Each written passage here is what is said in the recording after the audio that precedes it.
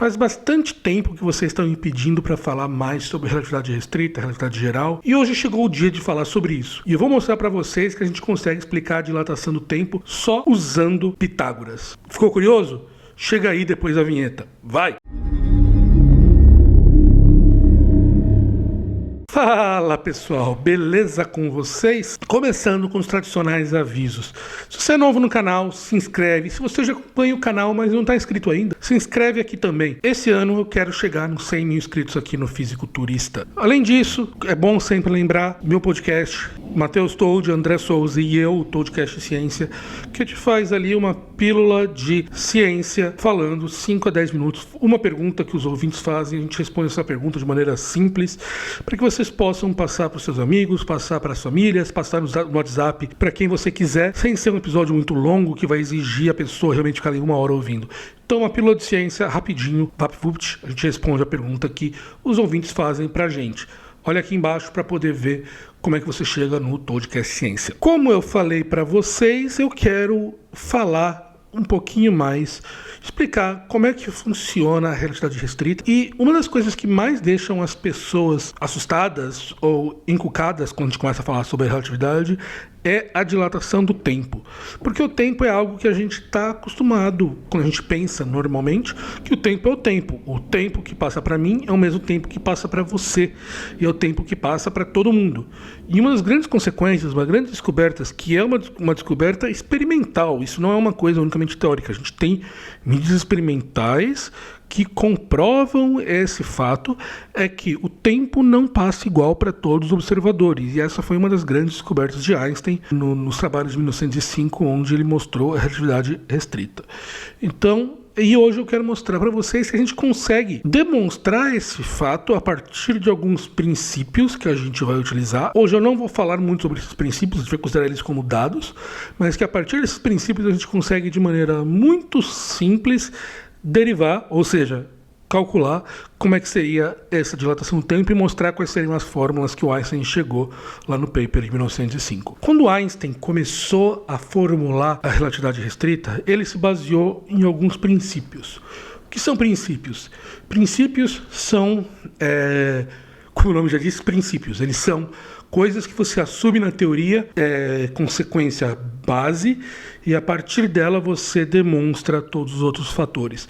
Princípios, você começa por ali e as consequências dele permitem que você construa sua teoria, e você pode, a partir dos que você demonstrou, a partir da construção daqueles princípios, validar se aqueles princípios são válidos ou não. Então, quer dizer, eles te permitem derivar um monte de consequências. Se essas consequências são válidas, você está, de certa maneira, provando que aquele princípio é válido. Então, a gente vai utilizar aqui 2 princípios que Einstein utilizou na relatividade restrita. O primeiro deles é que a velocidade da luz é constante independente do referencial. O que isso significa? Significa que se você tiver, eu tô aqui sentado, eu acendo uma lanterna e vai ter a luz se movimentando para frente. Eu vou conseguir medir uma velocidade da luz.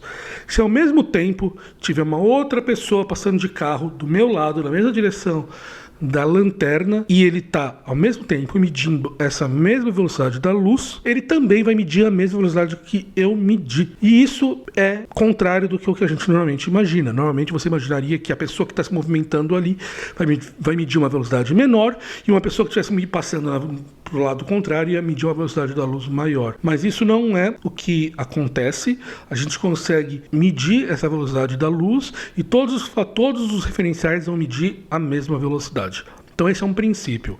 O porquê Einstein pensou nesse princípio é um pouco mais complicado. Eu não vou falar agora, mas em outro vídeo eu vou explicar qual foi a sequência de pensamento que ele teve para poder chegar no princípio da constância da velocidade da luz. Mas agora a gente vai simplesmente considerar que a velocidade da luz é constante. Então, é o primeiro fator que a gente vai considerar aqui hoje. O segundo fator que a gente vai considerar aqui agora é o princípio da relatividade. O que esse princípio diz? É o princípio que diz que, dado 2 referenciais inerciais, não existe uma maneira de você fazer um experimento que seja diferente nos 2 referenciais. Os resultados físicos têm que ser os mesmos dos 2 referenciais. O que é o referencial inercial? O referencial inercial, voltando para quem já passou pelo colegial, um referencial inercial é aquele que um corpo se movimenta em velocidade constante, na ausência de forças, um corpo se movimenta a velocidade constante ou ele fica parado. Então, quer dizer, é um referencial que está se movimentando e aquele referencial não tem forças agindo sobre ele resultantes. Então, é um referencial que ele vai ficar parado na total ausência de forças, ele não está acelerando ou nada assim. Qualquer experimento que eu fizer no referencial inercial, eu não consigo diferenciar esse experimento em relação aos dois, qual que seria o resultado. Sabendo esses dois princípios, a gente consegue, a partir só isso e o teorema de Pitágoras, a gente consegue demonstrar agora a dilatação da luz, que é um dos fatores mais surpreendentes da relatividade restrita. Então, para começar, vamos começar fazendo um relógio, obviamente, mental. Vamos começar construindo um relógio. Vamos imaginar uma maneira assim, o relógio é um corpo, que é uma coisa que mede o tempo. Então, qual é a maneira mais simples que eu posso fazer um relógio aqui, utilizando somente a luz e espelhos? Então, vamos imaginar que eu coloco 2 espelhos a uma certa distância. Vamos falar que eles estão longos, que a distância é bastante longa. Então, a partir do momento que eu colocar esse espelho, eu vou ativar uma lanterna dentro daquele espelho. Então, a luz vai sair de um lado, vai bater no outro lado e vai voltar. Vai subir e voltar, subir e voltar. E sabendo a quantidade de vezes, eu consigo saber qual que é o tempo que ele demora para ir e voltar. Então, contando o número de vezes que a luz voltou para o espelho de baixo, eu consigo calcular qual que foi a passagem do tempo. Vou imaginar que os espelhos estejam muito longe, então eles estejam cada lado esteja a 150 mil quilômetros de distância do outro. Então, a partir do momento que eu lançar, vai demorar 1 segundo para a luz ir e voltar. Então, eu tenho aqui um relógio que é construído unicamente de espelhos e a luz. Se eu tiver um relógio normal aqui do meu lado, um relógio de pulso, eu vou conseguir verificar que cada vez que passa 1 segundo no meu relógio, vai passar 1 segundo também nesse relógio de luz que eu fiz. Qualquer pessoa agora, só olhando esse meu relógio de luz, consegue medir a passagem do tempo. Agora vamos imaginar que eu coloco esse relógio andando a uma velocidade constante para a direita. Então esse relógio vai estar passando para a direita, ele vai estar lá oscilando. Junto com esse relógio eu tenho o Bob, que está lá com o relógio dele, e do lado de fora eu tenho o Zé, que também está com o relógio dele, observando esse relógio de luz andando por ali. E agora a coisa vai ficar bem interessante, porque como eu falei, agora o Zé, que está do lado de fora, ele vai estar vendo esse mesmo relógio. Mas olha só que interessante. A partir do momento que ele está olhando do lado de fora, ele não vai ver a luz somente subir e descer, porque o relógio vai estar andando para a direita. Então ele vai estar vendo a luz fazendo um caminho que não vai ser mais aqueles 150 mil quilômetros para poder subir e 150 mil quilômetros para poder descer. Ele vai estar vendo agora um caminho que vai ser dado pela hipotenusa desse triângulo. Então, como vocês estão vendo, ele vai estar vendo agora a luz fazendo um caminho maior do que ela fazia anteriormente, porque agora ele está se movimentando. E um dos princípios que a gente falou de realidade restrita é que os 2 observadores medem a luz com a mesma velocidade. Então, se nesse caso aqui agora, o observador, o Zé, que está do lado de fora, está vendo a luz fazendo um caminho maior, então significa que para ele, o que seria 1 segundo no relógio dele, quando ele observar aquele relógio, vai demorar mais tempo para a luz subir e descer.